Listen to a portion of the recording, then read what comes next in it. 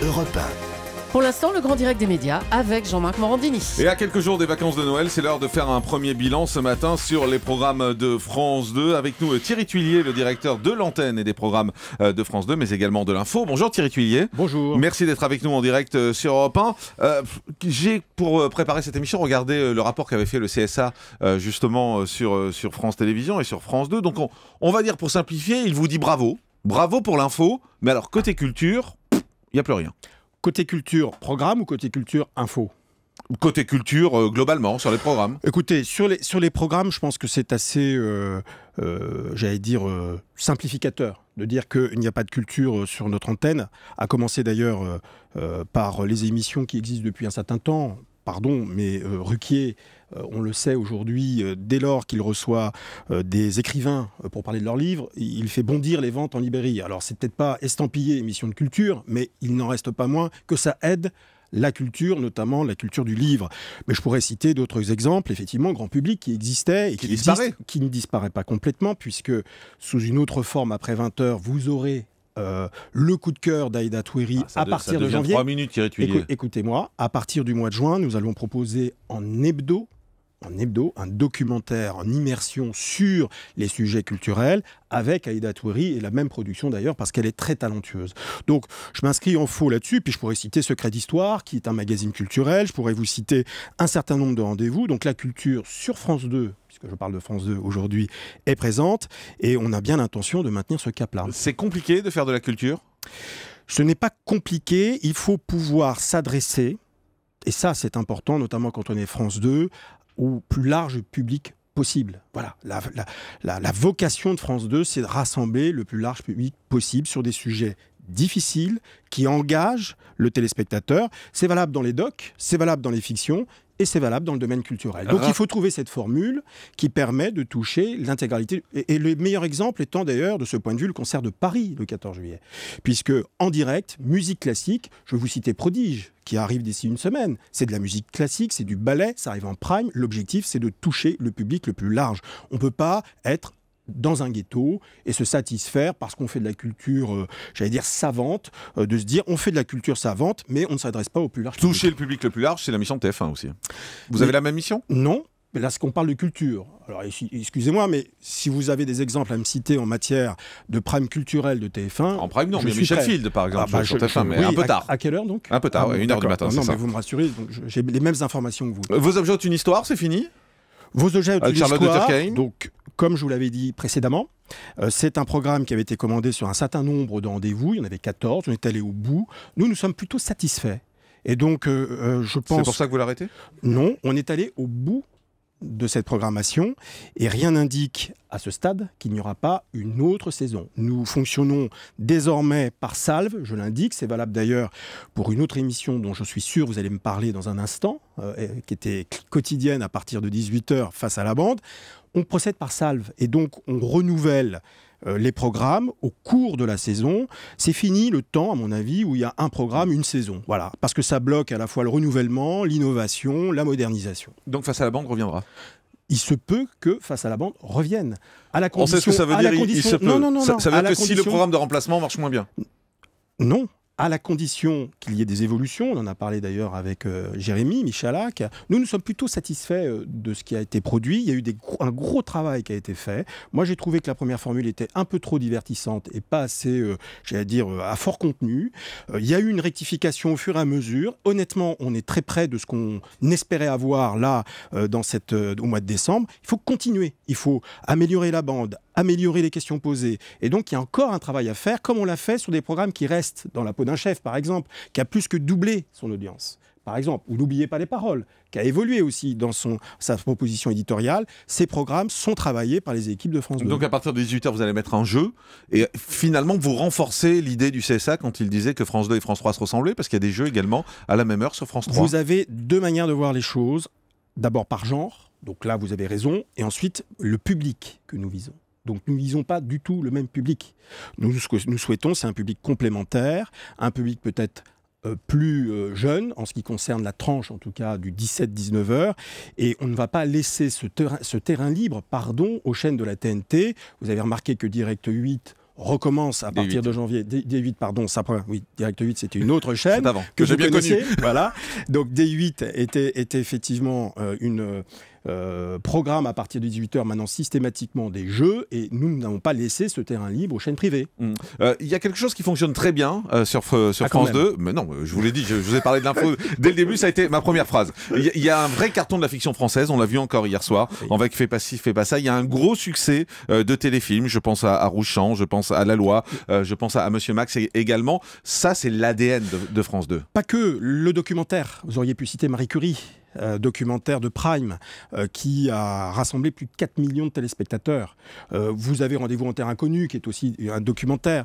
Donc vous avez des très fortes signatures, mais il y a eu un renouvellement. Vous avez Cache Investigation, vous avez eu Un jour une histoire, notamment Brigitte Bardot qui a fait un carton et qui est arrivée en Prime. Ça, c'est un choix de l'équipe, de la nouvelle équipe des programmes de France 2.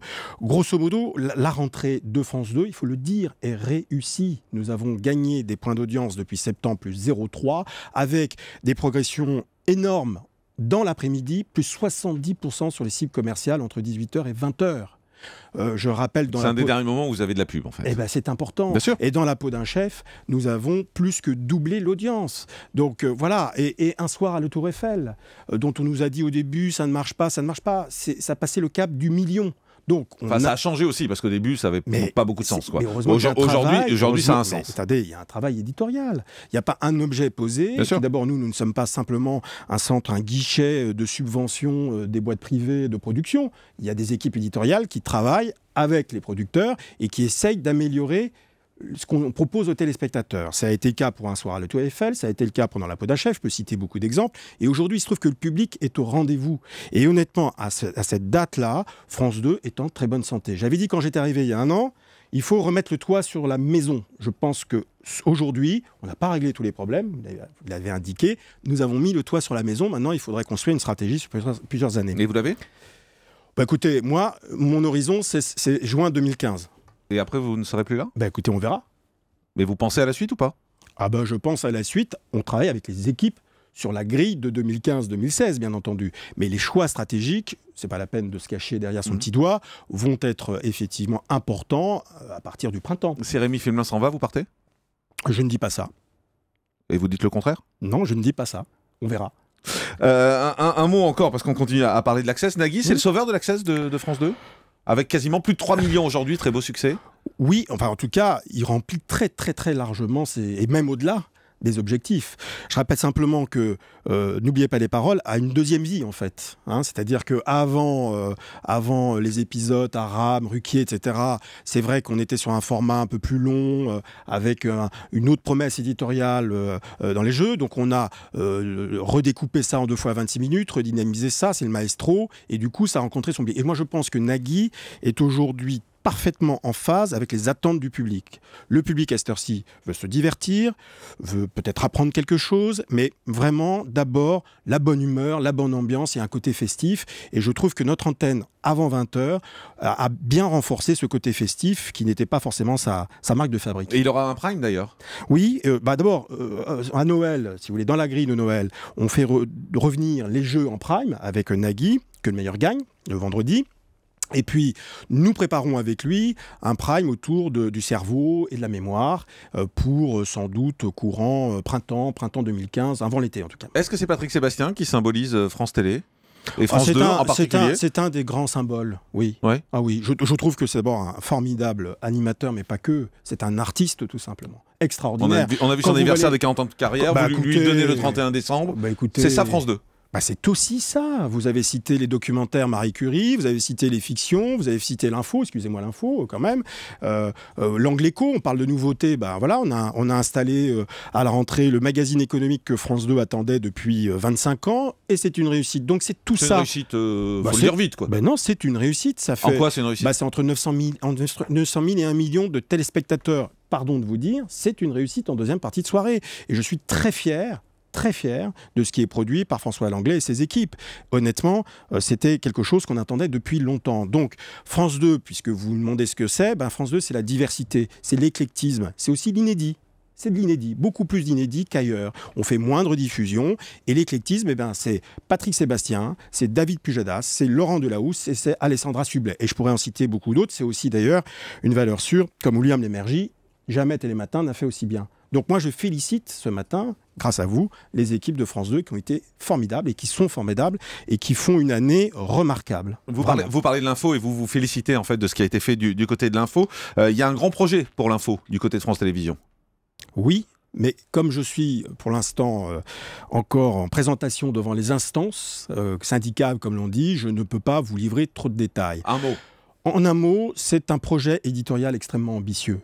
Puisque nous voulons et nous souhaitons nous développer. Voilà, la presse est en crise, écrite, radio, télé, et nous disons il faut se développer parce qu'on ne peut pas rester en l'état. Rester en l'état, ça veut dire maintenir et améliorer, j'espère, ce qui existe. Et on a dit, les magazines, les journaux, c'est continuer à renforcer France TV Info sur le numérique qui est devenu un site majeur d'information. Et c'est à terme, mais un terme rapproché, création d'une chaîne d'information sur le numérique. Une chaîne d'information continue. Oui. France Télé. Oui, France TV, qui s'appellerait sans doute France TV Info, ça fait sens, et qui permettrait notamment de produire et d'exposer l'ensemble des contenus. Vous vous rendez compte ce que nous produisons? Nous sommes le premier producteur audiovisuel en France, par les contenus régionaux, nationaux, et je passe même sur l'international où nous sommes présents. Donc nous avons la matière, le savoir-faire, les compétences pour faire cette chaîne d'information numérique à budget constant, à moyens constants. Vous ne demanderez pas plus d'argent à l'État pour faire cette chaîne de télé? Nous n'allons pas demander plus d'argent à l'État.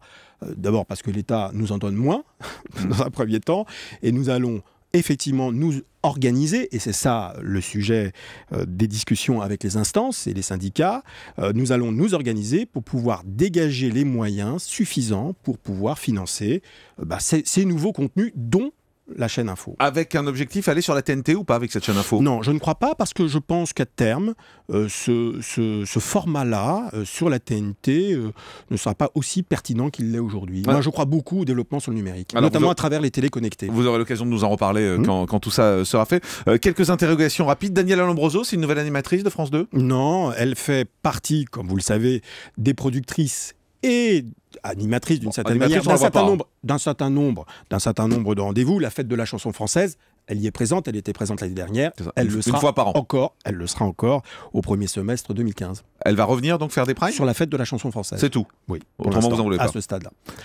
Qui sera le prochain grand pâtissier? Ça reviendra? Oui, parce que je trouve que c'est une très belle création française. Parce qu'on parle souvent de la comparaison avec M6. Comparaison avec M6, c'est une adaptation d'un format étranger. Nous avons créé, c'est un format créé. Et quel est-il ce format? Il célèbre le savoir-faire français. La pâtisserie française est la meilleure au monde et les professionnels, les pâtissiers sont les meilleurs. Écoutez, excusez-moi, ça c'est de la valeur de service public. Et je voudrais juste vous citer la phrase de quelqu'un qui était à votre place il y a quelques jours, qui nous disait « Je suis quelqu'un de très têtu, une session d'information de News Magazine le dimanche, ça reste quelque chose qui est en moi. Peut-être je ferai une pause du journal, après je travaillerai peut-être sur ce projet qui arrivera dans 1, 2 ou 3 ans. » Vous l'avez reconnu, c'est Laurent Delahousse. Oui. Elle arrive à la voir, sa tranche? Écoutez, à ce stade, c'est pas d'actualité. Il le sait. Oui, il le sait. Même s'il arrête le journal? Je rappelle que nous avons Michel Drucker et que Michel Drucker, en Access du dimanche, fait le meilleur score de la semaine.